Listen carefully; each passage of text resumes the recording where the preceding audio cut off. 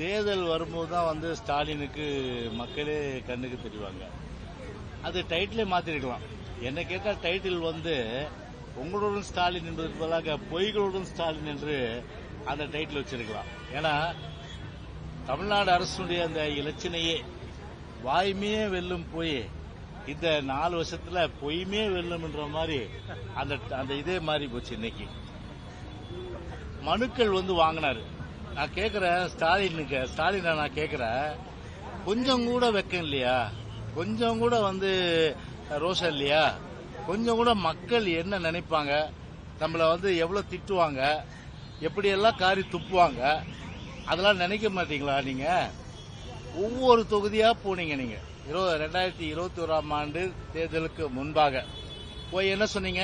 அப்படியே உட்கார்ந்துட்டு இங்க ஒரு பெட்டி இருக்கு, அந்த பெட்டியில எல்லா மனுவும் போட்டுங்க. இத பாருங்க, இது பேனா, ஆனா இது பேனா இல்ல, சாவி. இது சாவி. இந்த சாவி யாருக்கிட்டே நான் தரமாட்டேன். நானே இந்த சாவி வச்சுப்பேன். முதலமைச்சர் ஆன உடனே இதை நானே திறப்பேன்.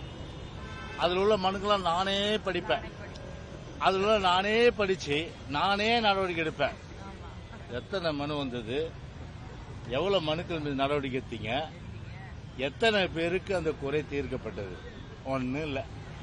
அப்புறம் இன்னொரு பொய் சொன்னார். என்ன சொன்னாரு? நேரா கோட்டைக்கு வரலாம், யாரும் உங்களை தடுக்க மாட்டாங்க, போலீஸ் தடுக்காது, யாரும் தடுக்க மாட்டாங்க, என் ரூமுக்கு நேரா வரலாம், உங்களுடைய குறைய சொல்லான்னு. எத்தனை பேர் நான் கேட்கிறேன், தமிழ்நாட்டு மக்கள் இதை பார்த்துட்டு இருப்பாங்க, கோட்டைக்கு ஒரு பொதுமக்களா ஸ்டாலினை சந்திச்ச வரலாறு உண்டா? யாராவது சந்திச்சிருக்கீங்களா? வாங்கின மனுக்களுக்கு தீர்வு கிடையாது. மக்களை அதிகாரிகளையும் சந்திக்க முடியல.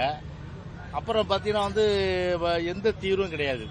அதான் சொன்னேன், 6 மாசம் தேர்தல் இருக்கிறதுனால இந்த கவர்மெண்ட்டுக்கு பாத்தீங்கன்னா, அதுவும் பாத்தீங்கன்னா முதலமைச்சருக்கு இந்த ஆலோசனை சொல்ற அதிகாரிகள் இருக்காங்கள, புதுசா பேர் சொல்றது, அதுல ஒண்ணும் குறை இல்ல, புதுசா பேர் சொல்றதுல. இப்ப என்ன பண்ணுங்க, அத உங்களுடன் ஸ்டாலின் அந்த ஒரு ஸ்டைல்ல போங்க. மக்கள் சொல்றாங்க பொய்களுடன் ஸ்டாலின் தான் அதுக்கு உண்மையான பேரும், நாங்களும் அதான் உண்மையான பேரா, பொய்களுடன் ஸ்டாலின் தான் அது உண்மையான பேரா இருக்கும்.